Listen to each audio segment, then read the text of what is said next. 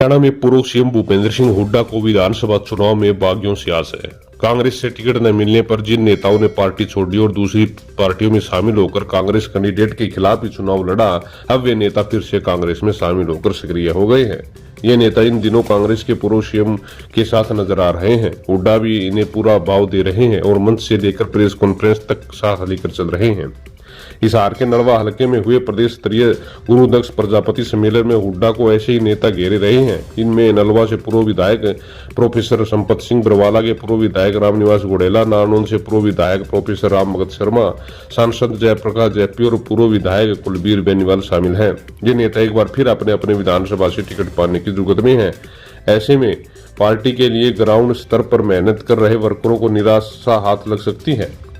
बता दें कि वर्ष 2019 में विधानसभा चुनाव में टिकट न मिलने के कारण कई नेता कांग्रेस का साथ छोड़ गए थे। इस कारण हरियाणा में कांग्रेस 90 विधानसभा सीटों में से महज 30 सीटों पर ही जीत हासिल कर पाई। कांग्रेस से टिकट न मिलने के कारण नेता बागी हो गए और निर्दलीय ही कांग्रेस उम्मीदवारों के सामने खड़े हो गए। इसके अलावा कुछ नेता भाजपा में शामिल हो गए, मगर वहां भी टिकट नहीं मिल पाई। हालांकि 2024 का चुनाव आते आते ये नेता एक बार फिर कांग्रेस में शामिल हो गए, जिनमें अम्बाड़ा के निर्मल सिंह और उनकी बेटी चित्रा सरवारा भी शामिल हैं।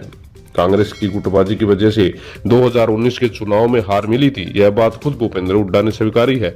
हुड्डा ने कहा कि 2019 में ही कांग्रेस की सरकार बनना तय था, लेकिन हमारे स्तर पर की गई गलती जिसका नुकसान उठाना पड़ा।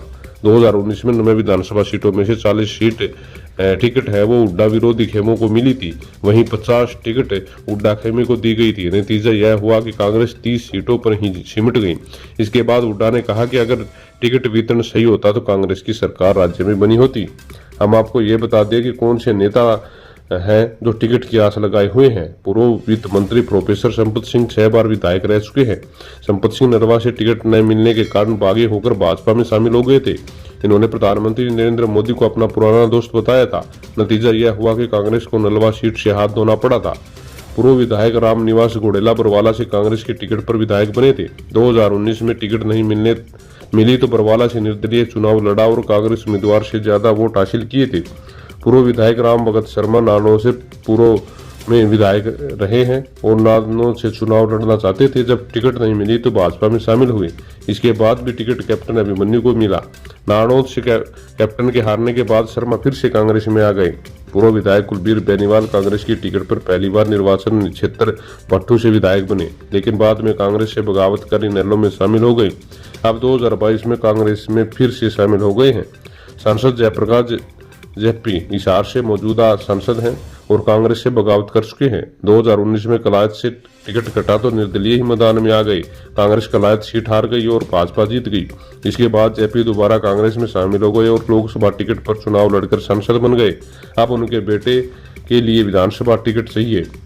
पूर्व विधायक निर्मल सिंह अम्बाला से कांग्रेस के नेता निर्मल सिंह और उनकी बेटी चित्रा कांग्रेस से बगावत कर चुनाव लड़ चुके हैं। उनकी बेटी अम्बाला कैंट से कांग्रेस प्रत्याशी के सामने निर्दलीय चुनाव लड़ी थी।